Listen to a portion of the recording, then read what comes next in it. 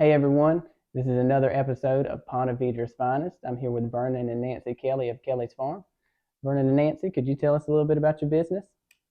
Our business is, we have a wedding venue, which has been great, but we also have a farm, which we have a lot of animals, and that was our main concern for coming out here. But Vernon can tell you more.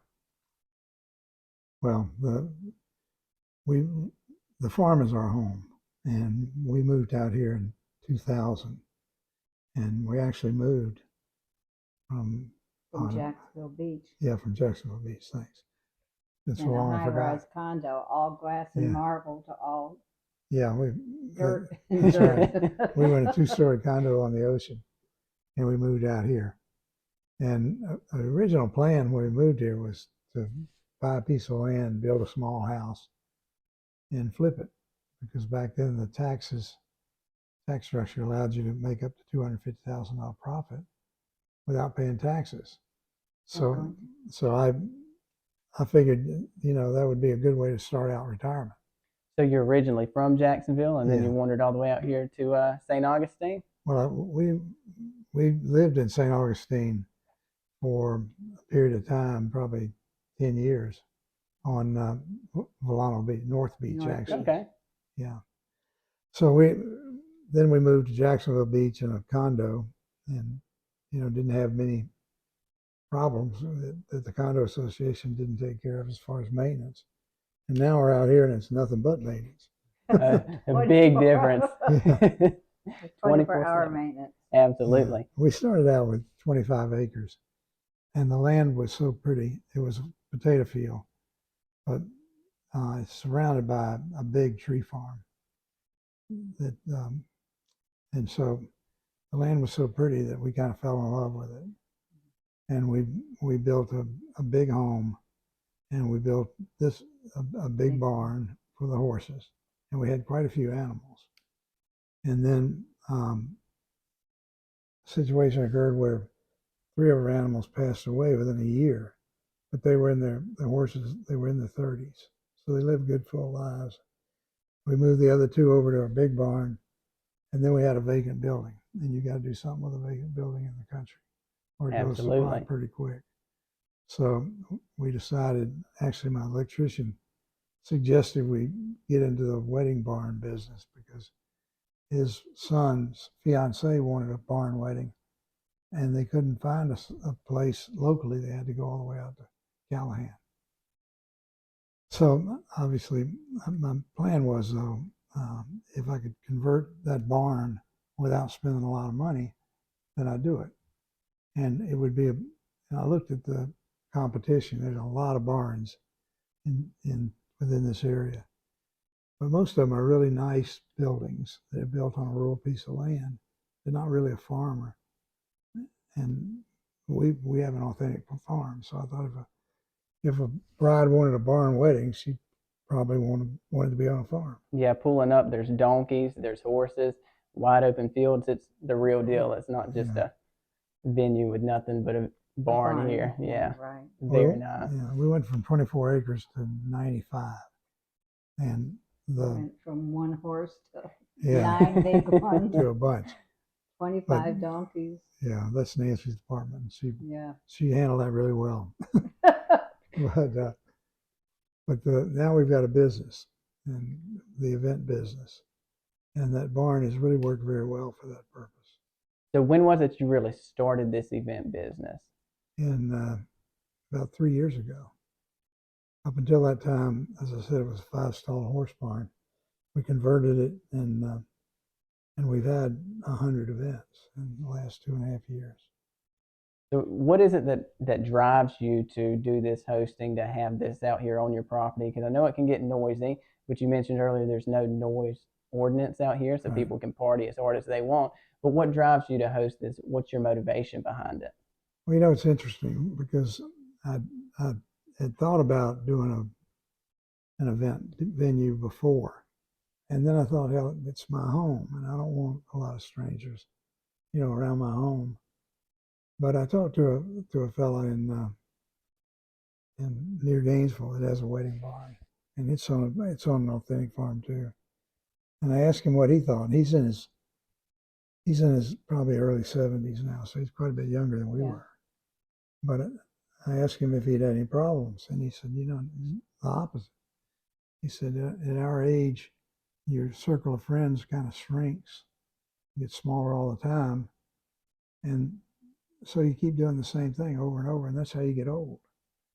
And he said, the weddings, he said, I've met young people that are just starting out in life and they're excited, and it really adds a kick to your life that wouldn't be there otherwise. So it's worked out exactly the opposite of what I thought it might be when I thought about it originally. And we've met so many nice people. Oh my gosh. We've never, I can't recall one incident where we've had a bad situation. I mean, it's just been nice. Everybody's so grateful and gracious, and it's just really, it's a happy feeling. I love to see the brides come out of the bridal suite, which is what we're in right now, where they have all this with area. their dresses and the bridesmaids and everything, and they're just so pretty. I mean, every one of them is gorgeous, so it's kind of neat. And I peek around the corner once in a while. You got to check it out. Yeah, it's just so pretty to see them, and they're all so happy. So Now, it makes us feel good. It makes you feel good when you leave them, when we go visit them late in the evening. It just makes you feel good because everybody's so happy. Yeah, because your wedding is supposed to be the happiest day of your life. Yeah. For most people. I mean, Yeah. unless you get a bad one, which we hope you don't. But we haven't so far. So far, knock on wood. Lucky. No. Has anything surprised you from this business? Has there been anything surprising that you just didn't expect? Well, I think basically how nice everybody is. Yeah, And, they really are. I mean, they're very appreciative of the place. People it's interesting to me, people that live around here have driven past our property for 20 years now.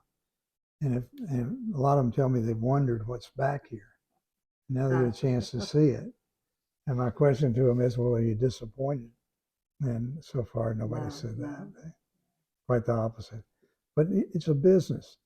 And when you build a business, you start with the venue, the physical structure, and then you have to build a staff.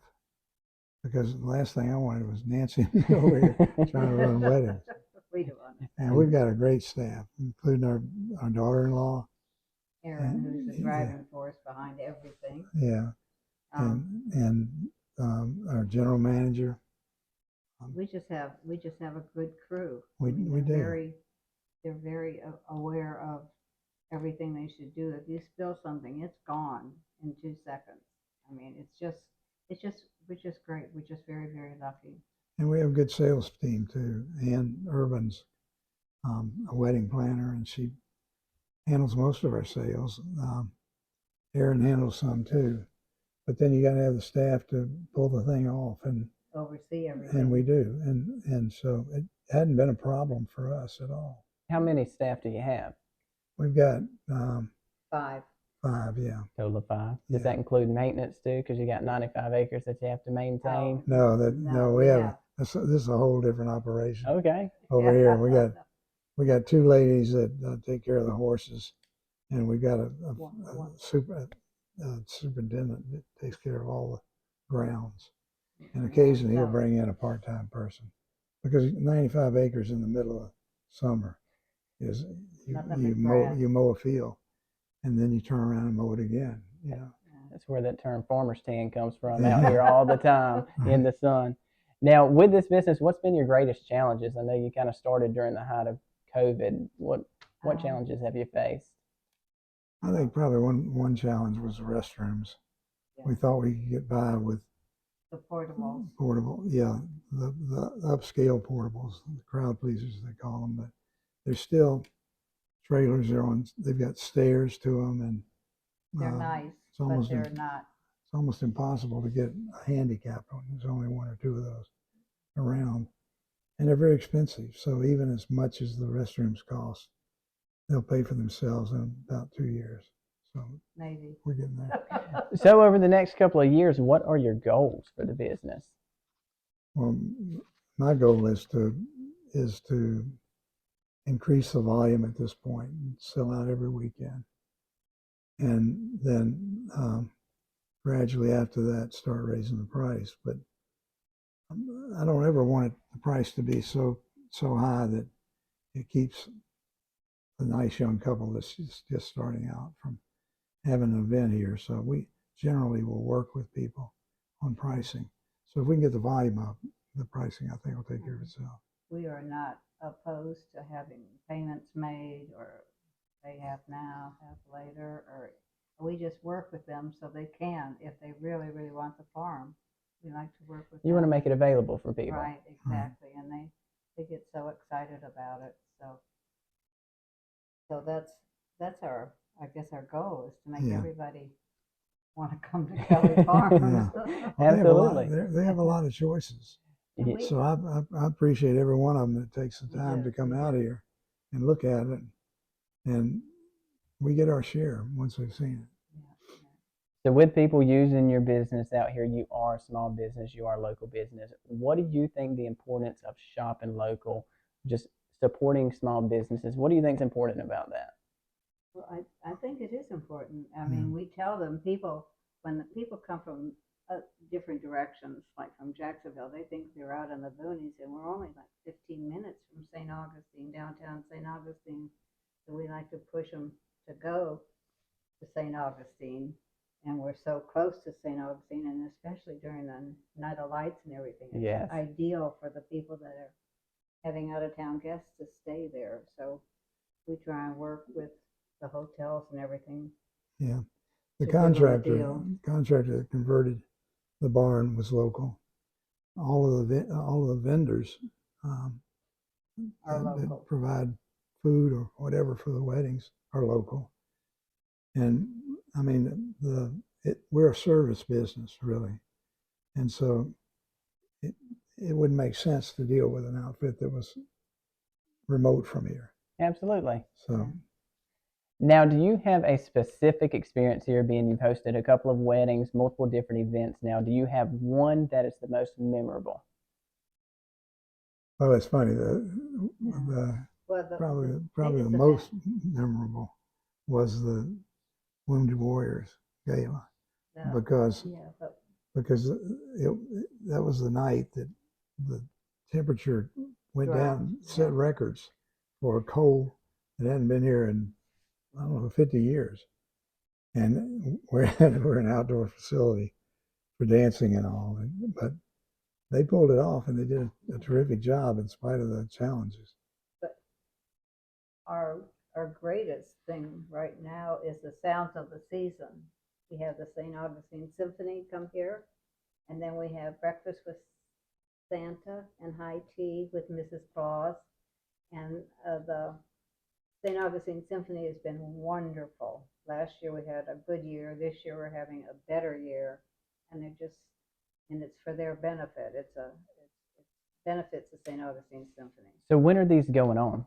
The 17th of December is the symphony. The 16th is the events High with tea. Santa and breakfast with Santa, high tea with Mrs. Claus. And then we have the flyer here, which I'm going to post on Facebook for you guys to see. You can also check out their Facebook. Is it Kelly Farms Events? Is that your Facebook? Yeah. So what's the best way for people to reach out to you to experience your business? Well, to our website, kellyfarmevents.com, and we have information about the weddings, contact information, and also information and ticket sales for the symphony and the high tea and the breakfast. The St. Augustine Orchestra is all volunteers, and we really didn't know what to expect last year, but they were terrific. Yeah. And they play Christmas songs that So everybody's familiar with, and it puts you in the Christmas spirit. It really does. It's beautiful. And they also contribute to our silent auction, which we have, which is a big thing too.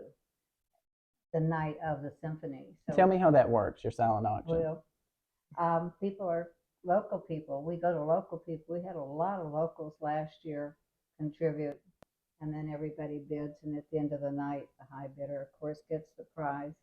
And there's some real bargains because There it's was nice one stuff. bargain Erin put in, I could have killed her. She put in a visit to the farm for how many people?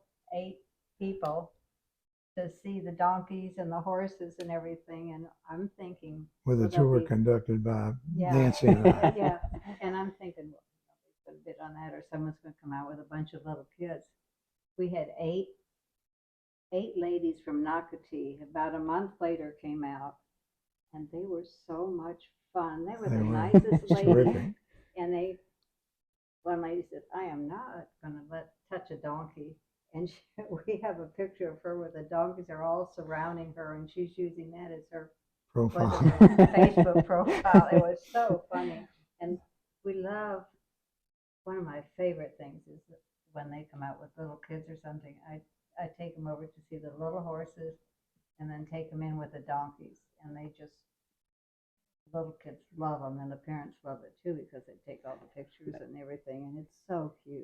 And that's really what's cute. awesome about actually having a farm and not just having the barn out here. You have the farm, so it's really cool to be able to do those kind of things. We have a couple funky chickens that we let the kids see and touch, so it's kind of fun. I'll have to let check them out the do. chickens after Yeah. this. That's and one the thing I didn't We see. have peacocks, and they once in a while show up and block the driveway with their fans, which they did one Chamber of Commerce function.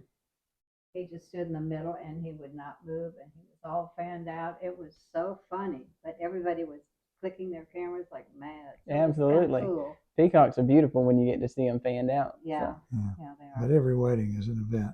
It really is. Everything's everyone's It's different. very important to somebody. And so we try to make sure they have the best experience they can have. We do. And, you know, it's the fact that we live here, I think, it keeps our attention focused on this. Yeah. I mean, there's everything. If something's broken or something needs fixing, it's immediate. It's not, we'll do it next week. We do it now because you just have to.